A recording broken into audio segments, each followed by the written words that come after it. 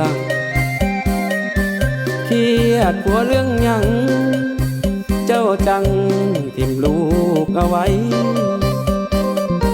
หรือที่อายจนหน้ามนเลยบ่สนใจทุกวันผัวนี้ห้องให้อะไรย้อนเมียนี้จ้าลืมแล้วบ่นาผ่านมาเคยสัญญาไว้ว่าสิบ่เปลี่ยนใจถึงจนเพียงใดสิยอมสู้ทนบอกคิดวันนี้สิมีเรื่องราวสับสนน้องมีใจให้อีกคนหน้ามนก็เลยหนีไปเมียเอ๋ยเจ้าคือเฮ็ดใส่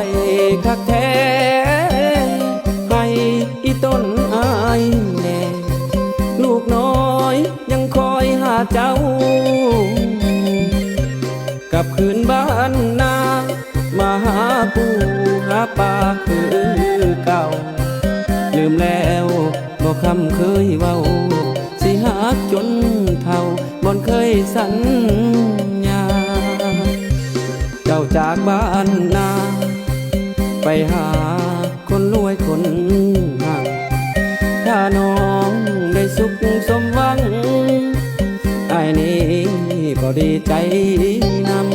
ำเป็นเมียเศรษฐีอย่าลืมคนทางนี้เด้อคำสิยอมเป็นคน